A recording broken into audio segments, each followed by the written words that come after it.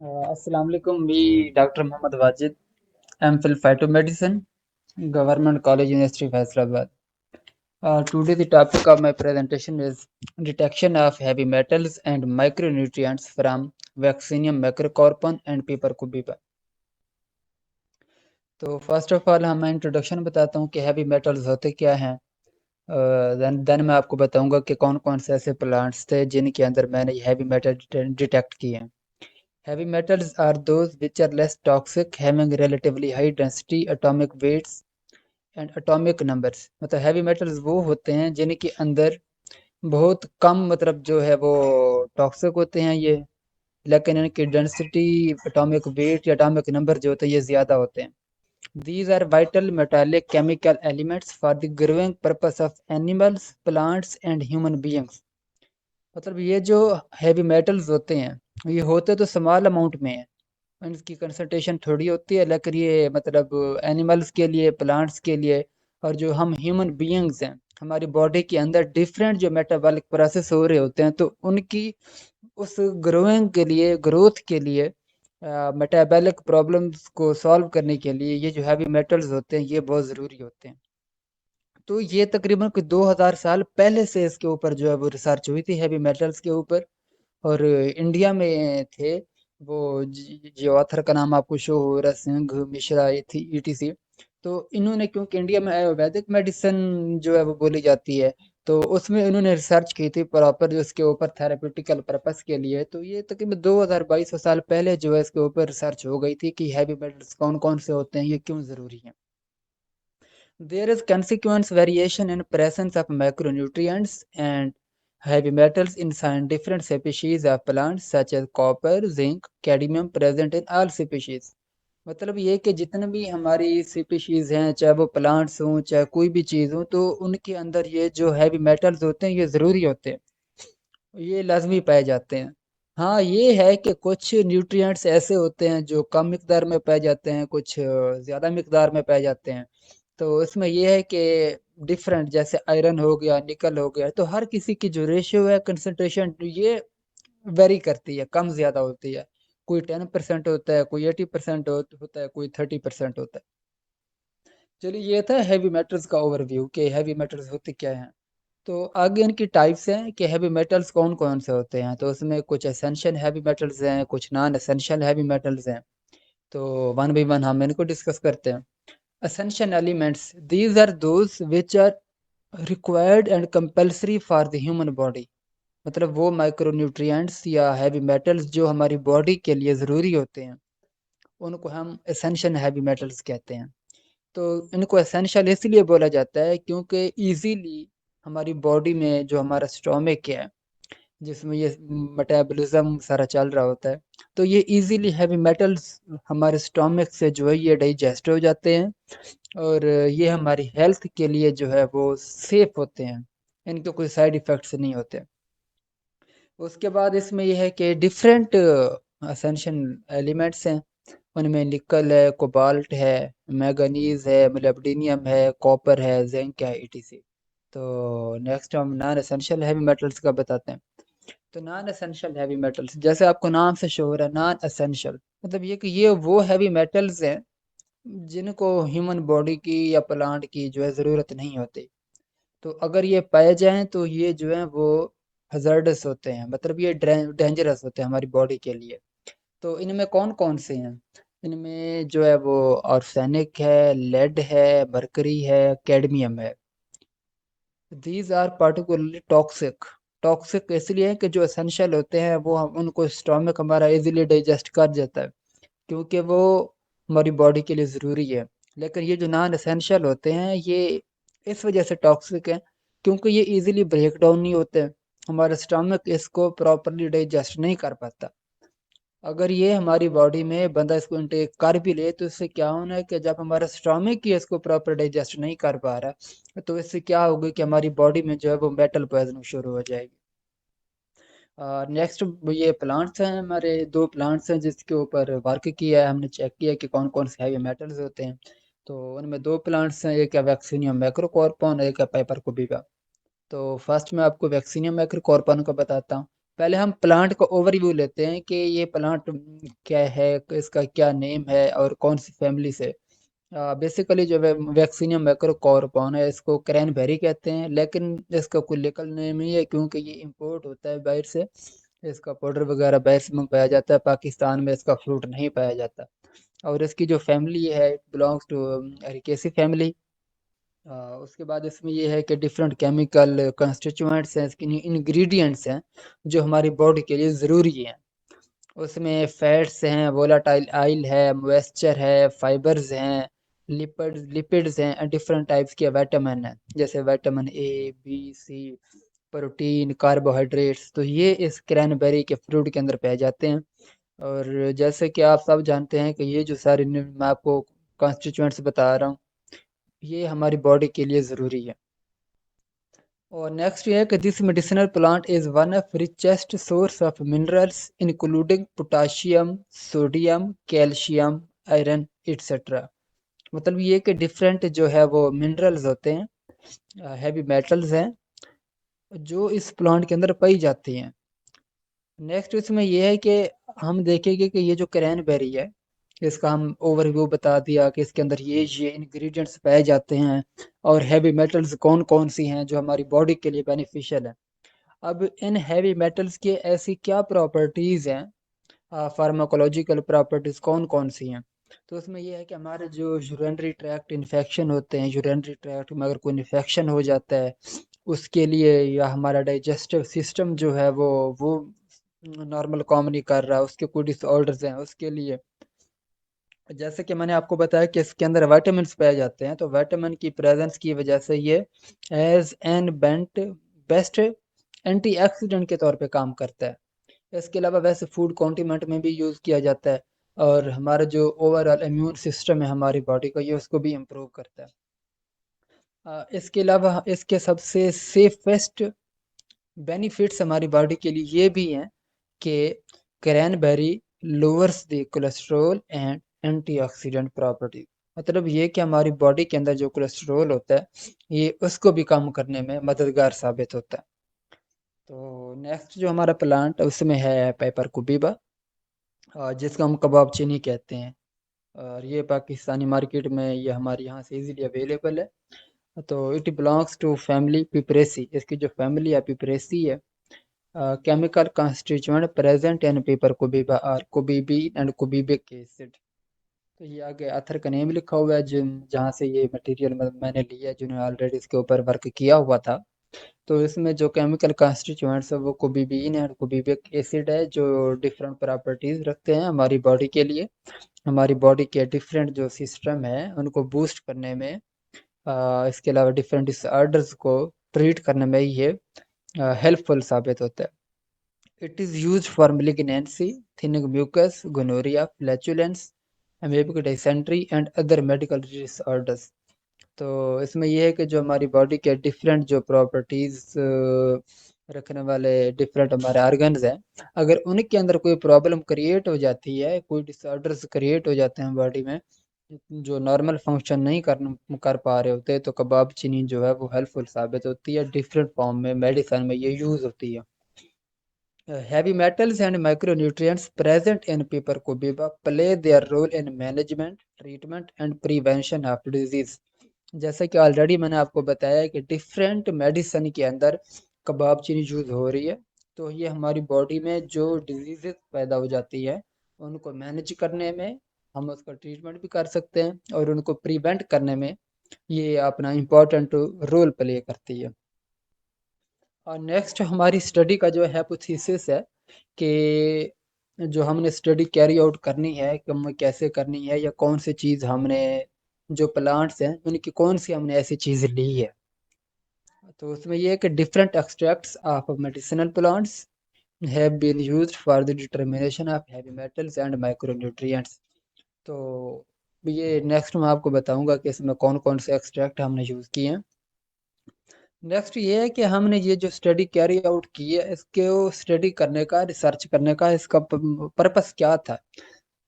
AIIMS and objectives, the detection of heavy metals and micronutrients present in the plants. ये जो हमने हमारे 2 selected plants हैं, तो हमने ये चेक करना था कि उनके अंदर कौन कौन से हैवी मेटल्स या माइक्रोन्यूट्रिएंट्स हैं। Next, to describe the role of this plant in various diseases. Number one, जैसे मैंने आपको बताया कि हम ये देखा कि इस प्लांट्स के अंदर कौन कौन से हैवी मेटल्स या माइक्रोन्यूट्रिएंट्स हैं।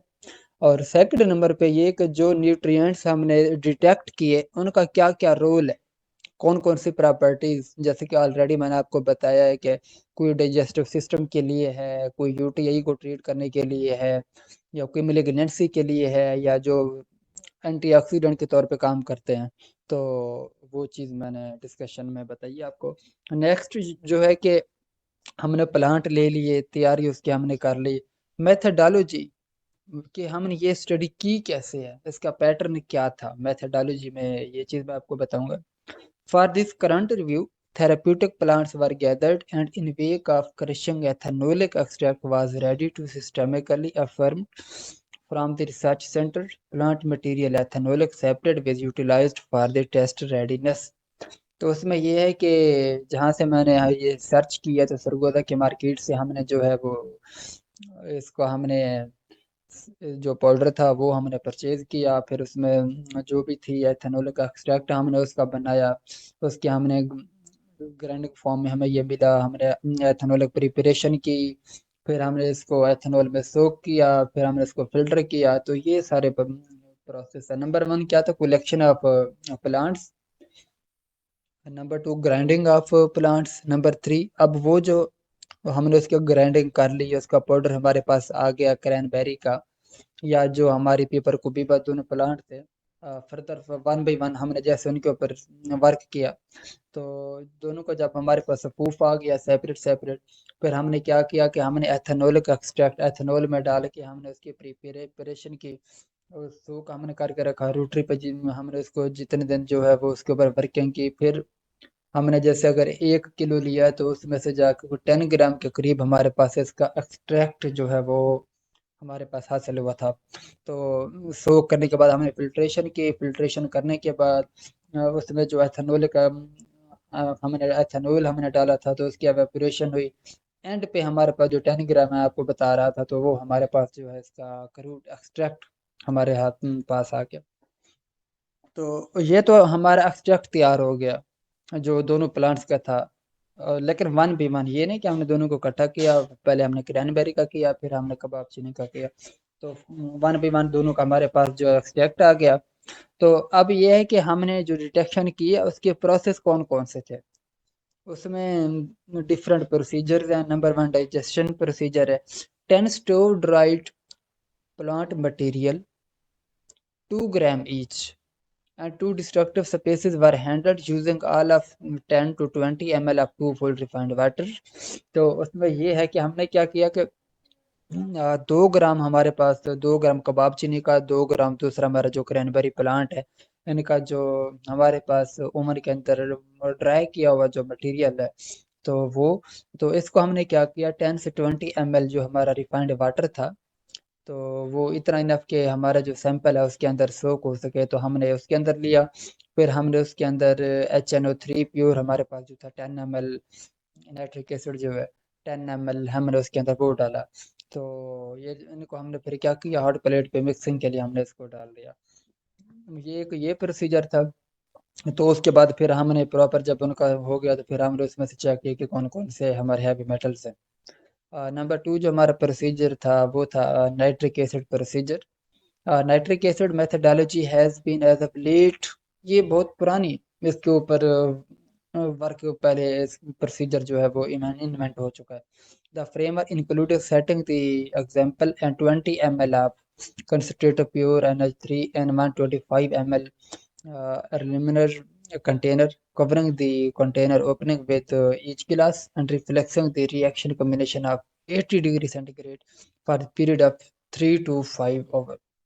3.5 मतलब ये कि राउंड अबाउट 4 आवर्स। तो इसके ऊपर फिर एंड पे हमने चेक किया कि कौन कौन से हैवी मेटल या न्यूट्रिएंट्स जो है वो मौजूद है। तो जो थर्ड और लास्ट हमारा जो प्रोसीजर था वो था रेपिटेटेड नाइट्रिक एसिड प्रोसीजर। तो इसमें हमने क्या किया, इसमें हमने ये कि 10 ml ऑफ रिफाइंड वाटर जो था वो हमने लिया। तो उसके साथ 10 ml of HNO3 nitric acid जो था वो हमने लिया। तो इन दोनों को हमने क्या किया कि एल होल्डर जो एक टेक्निक होती है हमने उसके अंदर प्लेस कर दिया। Blend was disperse to dryness on hot plate, तो हॉट प्लेट पे हमने इसको स्टीयरिंग के थ्रू जो है वो खुद ब खुद ये हमने इनको ड्राई किया। टेम्परेचर इसका जो था 125 डिग्री सेंटीग्रेड तक था। तो जब ये उसमें से 125 डिग्री सेंटीग्रेड का टेम्परेचर मिल गया, वो खुश्क हो गया, तो फिर उसके अंदर हमने क्या किया कि वो जो एल शेप जो हमारा 1 एल होल्डर जो था उसको फिर हमने कूल किया। कूल करने के बाद हमने उसके अंदर दोबारा HNO3 डाला 10 ml। पहले भी हमने 10 ml डाला था, तो उसके अंदर दोबारा हमने कंसनट्रेटेड HNO3 उसके अंदर डाला। तो उसके बाद फिर जो हमने उसको स्टीर किया, तो ब्लेंडिंग के बाद फिर हमने उसको चेक किया कि उसके अंदर कौन कौन से हमारे माइक्रोन्यूट्रिएंट्स थे। तो उसमें जो कंसंट्रेशन थी वो कॉपर, निकल, कैडमियम, मैंगनीज, जिंक, तो ये उसके अंदर जो थे। तो ये जो ग्राफ है उसमें आपको शो हो रहा है कि उसमें जो हमने सैंपल बनाया था जिंक कितना है, क्योंकि हमने तीन तीन सैंपल बनाए थे। तो आपको नज़र आ रहा है कि जो पहला सैंपल था उसमें 45.63 है, दूसरे में 46.64 है, क्योंकि जिंक जो है वो ज़्यादा है। तो जो सेकंड नंबर पे जो हमारा करम कबाब चीनी प्लांट था, तो कबाब चीनी में जो है वो जिंक की निस्बत ज़्यादा है। सॉरी, कबाब चीनी में जो जिंक है वो क्रैनबेरी की निस्बत ज़्यादा पाई जाती है। तो सेकंड फिर हमने एरन चेक किया कि एरन कितना कितना है वैक्सीनियम मैक्रोकॉर्पॉन के अंदर और पेपर कुबीबा के अंदर। तो वो भी सेम ऐसे है कि जो हमारा कबाब चीनी है, उसमें और वैक्सीनियम मैक्रोकॉर्पॉन में ऑलमोस्ट जो है वो इक्वल है, थोड़ा बहुत इनके अंदर डिफरेंस था। नेक्स्ट फिर हमने चेक किया कॉपर के, कॉपर क्रैनबेरी के अंदर कितनी है और इसके अंदर जो कॉपर है ये पेपर कुबीबा के अंदर कितनी है। तो जो हमारे तीन सैंपल थे उसमें 7.92 थी, 8.94 थी, 9.66 थी, ये वैक्सीनियम मैक्रोकॉर्पन के अंदर है। वैक्सीनियम मैक्रो, यहाँ पे आपको मैं ये चीज़ बताता चलूँ कि ये जो क्रैन बैरियर के अंदर कॉपर ज़्यादा होता है और पेपर कुबीबा के अंदर जो कॉपर है वो कम मिकदार में पाया जाता है। सेम ऐसे जो है ये कैडमियम है, जो कैडमियम को हमने में चेक किया कि क्रैनबेरी में कितनी है और पेपर कुबीबा में कितनी है। तो कैडमियम जो है ये क्रैनबेरी के अंदर ज़्यादा पाई जाती है, ये 60 की रेंज में है। सैंपल 1 में 60 थी, सैंपल 2 में 70 थी, सैंपल 3 में जो 90 थी। लेकिन जो पेपर कुबीबा में है तो यहाँ पे कम है, 1:4 तक इसकी जो है वो रेशो थी। सेम ऐसे हमने मैंगनीज देखी कि वो वैक्सीनियम मैक्रोकॉर्पॉन में कितनी है, और पेपर कुबीबा में कितनी है। तो ये ऑलमोस्ट दोनों में सेम है, कोई ज़्यादा डिफरेंस नहीं था दोनों के अंदर। ये 0.324, तो ये इसकी रेशो थी। उसके बाद हमने लेड देखा कि लेड वैक्सीनियम मैक्रोकॉर्पॉन में कितना है और इसके अलावा जो लेड है ये पेपर कुबीबा में कितना है। तो वैक्सीनियम मैक्रोकॉर्पॉन में इसकी रेशो ज़्यादा पाई जाती है, ये ऑलमोस्ट 17 से लेके 21 तक इसकी रेशो थी डिफरेंट, जो हमने 3 सैंपल बनाए उनके अंदर। नेक्स्ट ये है कि निकल वैक्सीनियम मैक्रोकॉर्पॉन में कितनी है और पेपर कुबीबा में कितनी है। तो ये जो वैक्सीनियम मैक्रोकॉर्पॉन है उसके अंदर जो है वो निकल थोड़ी ज़्यादा पाई जाती है और पेपर कुबीबा के अंदर निकल जो है कम पाई जाती है। तो नेक्स्ट जो है डिस्कशन, तो डिस्कशन में ये है कि ऑल ओवर द व्यू है कि हमने कोई रिसर्च है हमने कैसे की है, मेथडोलॉजी कौन कौन सी चीज़ हमें चाहिए होती है। तो इसमें ये था कि जैसे मैंने आपको बताया कि हमारे जो दोनों प्लांट्स थे उनका हमने कितना वेट लिया है, हमने उसके ऊपर रोटरी के थ्रू या जो भी हम पर्पज से गुजार किया, हमने एथेनॉल का एक्सट्रैक्ट बनाया, टोटल हमारे पास कितना पीछे एक्सट्रैक्ट रह गया। फिर हमने उसके जो है वो आगे सैंपल प्रिपेयर किया, 10 ppm था या 20 ppm था या 30 ppm, 50 ppm, डिफरेंट हमने उनके सैंपल सैंपल बनाए। सैंपल बनाने के बाद फिर हमने उसका जो प्रोसीजर किया वो जैसे मैंने आपको बताया कि डाइजेशन प्रोसीजर है, नाइट्रिक एसिड प्रोसीजर है या रेपिटेटेड नाइट्रिक एसिड प्रोसीजर है। रेपिटेटेड प्रोसीजर में हमने क्या किया कि जैसे मैंने ऑलरेडी आपको बताया कि हमने 2 ग्राम जो है वो जो हमारा प्लांट मटेरियल था एक्सट्रैक्ट का वो हमने लिया। फिर साथ में हमने उसके अंदर वाटर डाला, फिर उसको हमने हॉट प्लेट के ऊपर किया, तो इससे सेम ऐसे नाइट्रिक एसिड और रेपिटेटेड नाइट्रिक एसिड प्रोसीजर था। रेपिटेटेड नाइट्रिक एसिड का जैसे मैंने आपको बताया कि हमने जो हमारा मॉडल था, जो हमने अपना जो है वो एक्सट्रैक्ट लिया हुआ था, वो था, हमने उसके अंदर पानी डाला 10 ml तक। उसके बाद हमने नाइट्रिक एसिड डाला था, फिर हॉट प्लेट पे इसको ड्राई करने के बाद दोबारा हमने इसके अंदर 10 ml जो है वो नाइट्रिक एसिड डाला है। और उसके बाद फिर हमने उसको कूल करने के बाद फिर जब हम उसकी ड्राइनेस हो गई, तो ड्राइनेस के बाद हमने उसके अंदर देखा कि कौन कौन सी चीज़ें मौजूद हैं। तो जो कंसंट्रेशन है वो न्यूट्रिएंट्स की वो किस हवाले से पाई जाती है, कौन सा कम है कौन सा ज़्यादा है। तो ये ऑल ओवर द डिस्कशन थी। तो ऑलरेडी फिर मैं आपको ये वैसे बता चुका हूँ कि कौन सा प्लांट किस पर्पस के लिए यूज़ होता है, या कौन से न्यूट्रिएंट्स हैं, उनके क्या क्या प्रॉपर्टीज है हमारे लिए। Next discussion. तो कनिकुलियन डिस्कशन में तो मैंने आपको बता दिया कि कौन सी चीज़ हमने कैसे ली, जो उसका प्रोसीजर था। कनिकुलियन में ऑल ओवर ये है कि जो हमारे प्लांट हैं, क्रैनबेरी, पेपर कुपीपा, तो हमने उसकी हैवी मेटल्स और मैक्रोन्यूट्रिएंट्स की जो है वो हमने डिटेक्शन किया, कौन कौन से पाए जाते हैं, और उनके हमारी बॉडी के लिए क्या थेराप्यूटिकल इफेक्ट्स हैं, कि हमारी बॉडी में कौन कौन से वो पर्पस के लिए यूज़ किए जाते हैं। जैसे कोई मेलिग्नेंसी को ट्रीट करता है, या कोई है जो एंटी एक्सीडेंट के तौर पे काम करता है, या हमारे उसको डाइजेस्टिव ट्रैक्ट को इम्प्रूव करने के लिए हमारे लिए हेल्पफुल साबित होते हैं। क्योंकि इसमें ये है कि हर जो इसका न्यूट्रिएंट है, चाहे वो निकल है, चाहे वो कैडमियम है, चाहे वो मरकरी है, या कॉपर है, तो हर किसी की अपनी एक वैल्यू है हमारी बॉडी के लिए, हर किसी की अपनी एक वर्थ है। क्योंकि ये सेफ, इनकी जो सेफ डोज है उसके अकॉर्डिंग ये हमारी बॉडी के लिए ज़रूरी है इफेक्टिवनेस के लिए।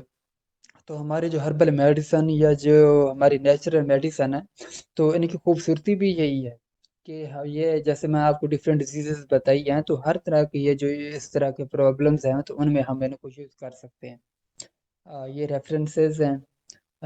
Thank you so much sir. Any question?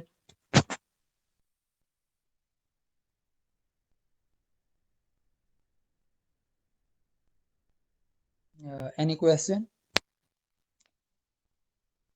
Okay, thank you so much doctor Akram साहब, आपने मुझे बोलने का मौका दिया।